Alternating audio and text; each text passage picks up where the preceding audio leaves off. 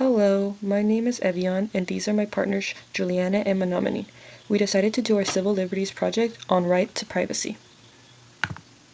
We will firstly be talking about constitutional provisions. Constitutional provisions on civil liberties. Provisions include the Faith and Credit Clause, which requires states to recognize the official acts and judicial proceedings of other states. The main provisions that are involved are Federalism, Supremacy Clause, and Bill of Rights. Those are some key points that can help establish a structured government that which checks and balances while protecting individual rights. The Bill of Rights. The Bill of Rights protects the individual liberties and rights against the government, showing what the government can and cannot do. It represents the freedom of speech, religion, press, assembly, and right of fair trial. It may limit power of the government, guaranteeing individual rights. Each amendment in the Bill of Rights address a specific individual right. For example, through the 14th Amendment, many protections of the Bill of Rights have been applied to state of government, so states cannot infringe on these rights. Courts often rely on Bill of Rights to interpret and apply the constitutional law, especially when deciding cases related to individual rights. The Bill of Rights acts as a constraint on the government and on citizens' fundamental liberties. It may remind people the rights of the government cannot take away and how the government treats all with respect and treat every individual equally. Federalism. Federalism is a big component in many provisions because it outlines the division of power between the national government and state of government. It allows states to create and implement their own laws on many different issues, such as education, healthcare, and criminal justice and their needs. It also shows poor distribution, so the Constitution limits power delegated to the federal government while reversing other powers to the states. Modern federal systems generally provide direct lines of communications between the citizens and all governments that serve them. Lastly, we'll be talking about Supremacy Clause. The Supremacy Clause requires state judges to follow the Supremacy Clause, even if it conflicts with state of law. Treaties made by the United States are supreme law of land. It provides a high-level foundation for the Supreme Court jurisdiction over appeals directly of state courts, which allows states' decisions involving issues related to the federal status, treaties, and constitutional law. It enables the federal government to enforce treaties, create a central bank with interference from the states. And this was a case that would involve the Supremacy Clause. It was McClosh versus Maryland. Maryland General Assembly passed a law imposing $15,000 tax, but Maryland was not chartered by the state. It went directly to Second Bank of America, which James McClosh refused to pay the tax, which led to Maryland suing McClosh. So she argued that since the Constitution is silent on the issue's banks, federal government lacked authority to find one. The lower court sided with the state of Maryland and appealed to the Supreme Court. Congress had the power to pass laws that are necessary. My name is Juliana Vidari, and this is the Supreme Court decisions on privacy rights, abortion, and contraception. In the case of Griswold versus Connecticut in 1965, Estelle Griswold, the director of the Connecticut-based Planned Parenthood, was found guilty of providing married couples with information of contraception. They claimed that in the Connecticut law, it infringed upon their right to marital privacy and then challenged this law. A U.S. law known as the Comstock Act of 1873 made it illegal to distribute and advertise contraceptives and other products that were considered wrong to married couples. This made it very difficult for women to be able to take control of their reproductive health. The court's decision overturned the Connecticut law, ruling that it did violate the right to marital privacy, which then allowed for the distribution of contraceptives to married couples. This case was so significant because it established the idea that people have the right to make private decisions about their lives without government interference, and it did set the stage for future cases about reproductive rights, including Roe v. Wade. In the case of Roe v. Wade in 1973, the Supreme Court case centered around the women's right to choose to have an abortion and legalized the right to have an abortion nationwide.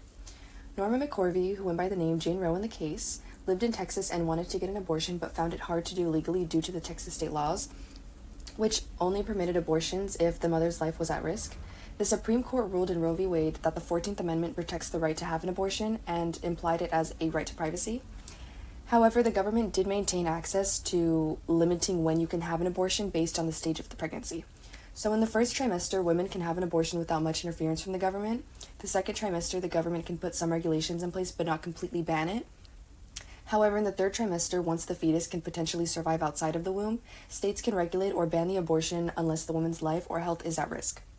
The case of Planned Parenthood versus Casey in 1992, the Supreme Court considered whether Pennsylvania's abortion restrictions were constitutional in the case of Planned Parenthood of Southern Pennsylvania versus Casey. The limits were contested in the lawsuit as infringing upon Roe v. Wade established right to an abortion. The Abortion Control Act was approved by Pennsylvania state legislature in 1989, which is where the lawsuit stated this law had a number of clauses intended to control abortions. Counseling aimed at discouraging women from getting an abortion was mandatory. Before having the surgery, women had to wait 24 hours following the counseling. And you can get approval and authorization from the court, but minors did have to have parental consent from one parent before obtaining an abortion. Specific information of abortions performed by abortion facilities had to have been reported.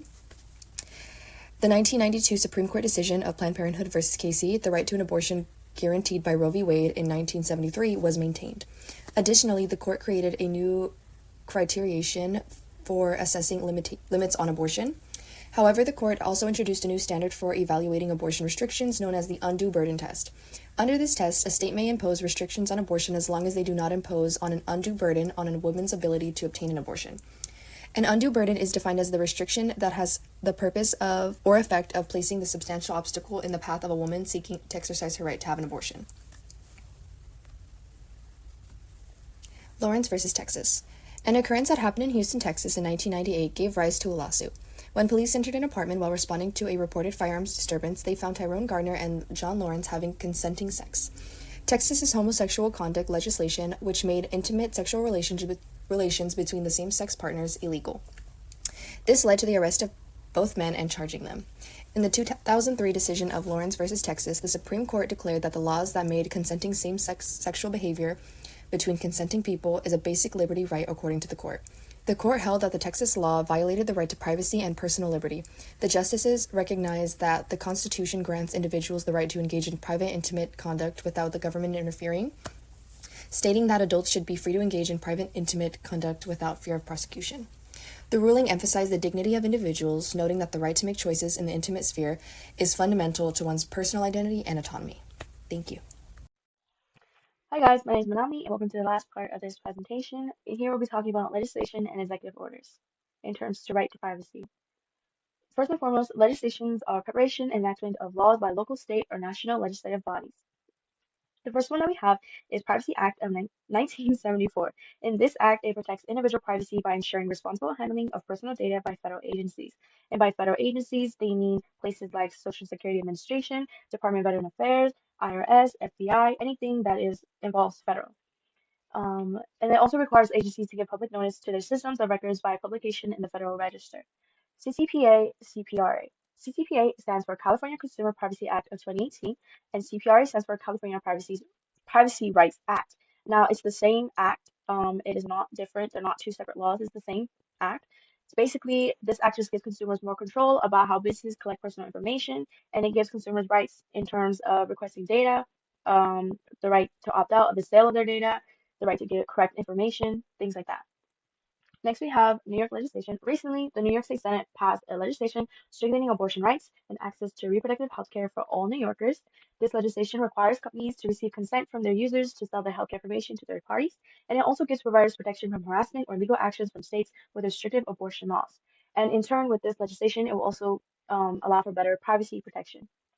Next, we have HIPAA. HIPAA stands for Insurance Portability and Accountability Act of 1996, and HIPAA just establishes federal standards protecting sensitive health information from disclosure without the patient's consent.